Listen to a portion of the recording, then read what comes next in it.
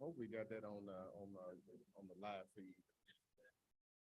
You can glad a storyteller. Well, good morning to the school. We're grateful that God has blessed us to see another Sunday and given us strength to be in Sunday school this morning. Certainly thank you for Deacon Blair. That story was real hot on his heart, wasn't it, Joanne?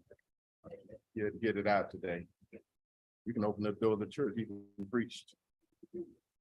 So thank God for him. Thank God for our teachers and all of our students. And we have a great lesson. I hope that you got a lot from it. We are in this quarter about Christ proclaims the kingdom, and we're still in our first unit, which is understanding God's kingdom. And we talked a little bit about the victorious kingdom in our last week's lesson. But this week, our lesson is focused on growing God's kingdom. And we're in Matthew chapter 13, verses 24 through 23. And certainly it is a lot in the lesson that we could certainly pull from. I hope that you got a whole lot of thoughts and things that you could think about as you go about your daily life to implement. Jesus is using this technology of storytelling that uses a parable to take you on a trip, just like Deacon Blair just did to us. And we don't know where it's going at first, and then all of a sudden there's the meaning at the end sometimes. Sometimes people give you different techniques in storytelling, but it is to draw people's attention. So there are three parables in our lesson this morning. There's the parable of the tares, the parable of the mustard seed, and then the parable of the leaven. And all of these are intended to give more meat, more weight to the meaning Jesus trying to describe. Sometimes people have defined parables as, earthly stories with heavenly meanings. These are stories that people can relate to and understand, draw them in, and then at the end he tells them what this parable means. When we look at the parable of the tares, there's wheat and tare that are growing up together. They all look alike. Nobody can tell the difference. And then all of a sudden at harvest time, then you realize that it's not just wheat out there, it's wheat and tares. So in that sense, we are talking about unwanted growth, if you will. There are these, and this can happen in physical life and spiritual life. Sometimes we take on things that we didn't think was a big deal, and then all of a sudden they grow into something that's a big deal. So in the beginning, things look alike, but it's at the end where the true character is exposed, you realize that you got two different kinds of people, right? And then he tells us, we're not the judges, right? Right? We're not the ones who can determine, because folk can fool us.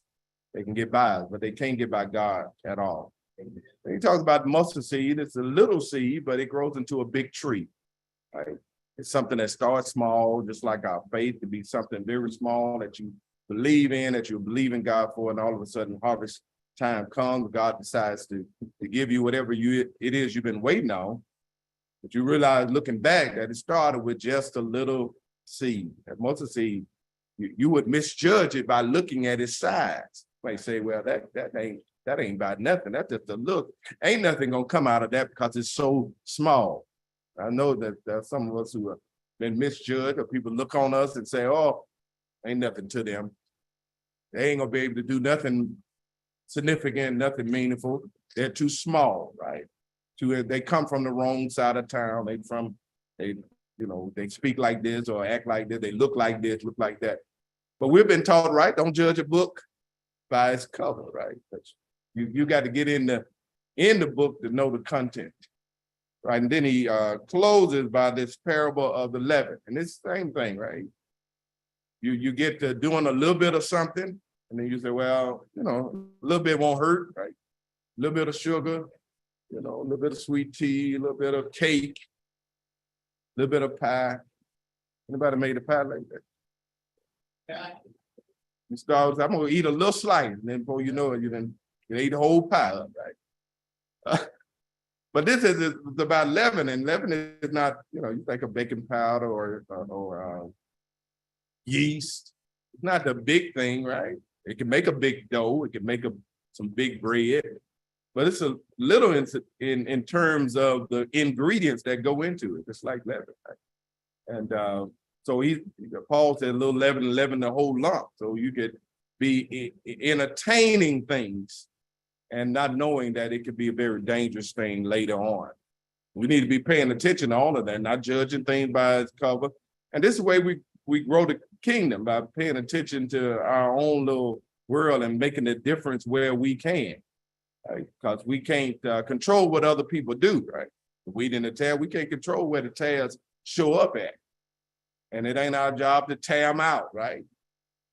Someone say, I'm gonna get rid of them. I'm gonna take them out, run them out of town, right? The vigilantes out there that want to take matters into their own hands. You can get yourself in more trouble that way.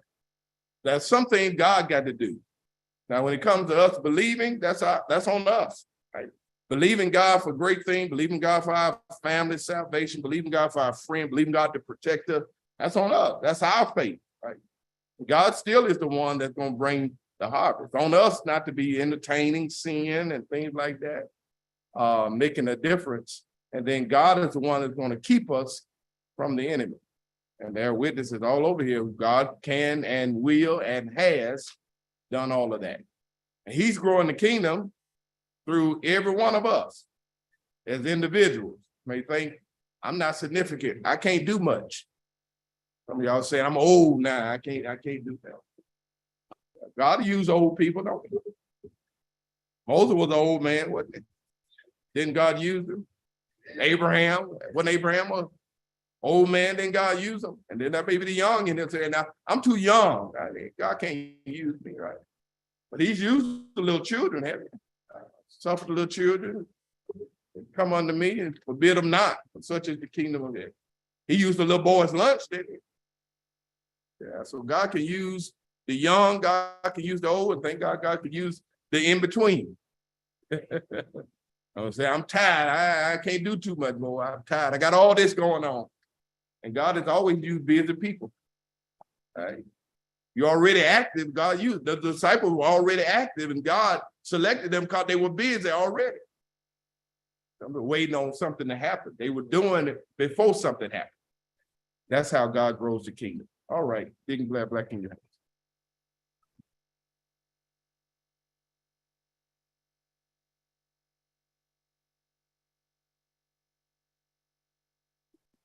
He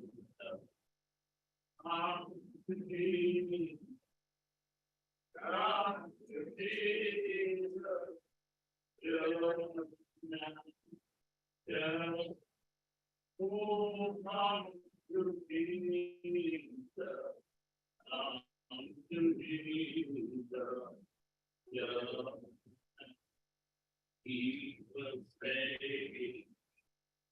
He will stay. He will save you. Yeah. Yeah. Oh, he will save. He will save. Yeah.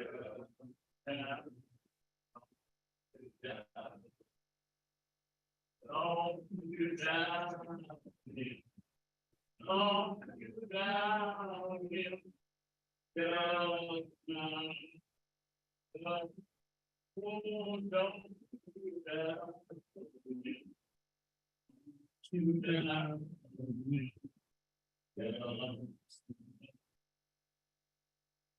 Hey, thank you, Deacon Barrett, and everyone, for that. Gave me just a moment to get myself together.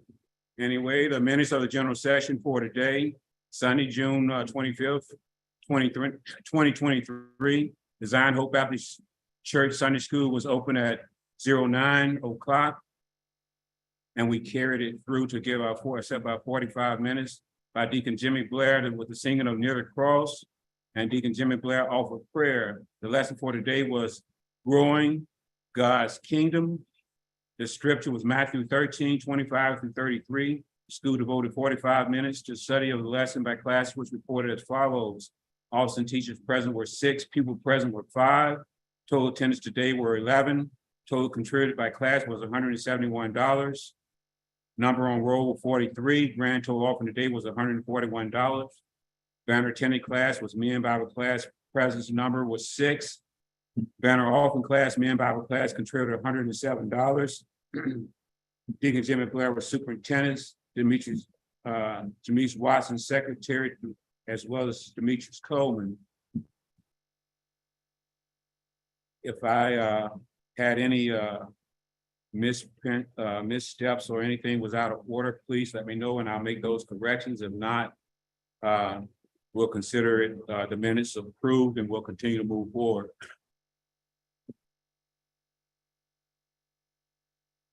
No showing of hands, so we'll consider minutes approved and continue to move forward. I didn't mention you, and I'm not going to mention you. We'll leave you alone today. We had an interesting conversation earlier.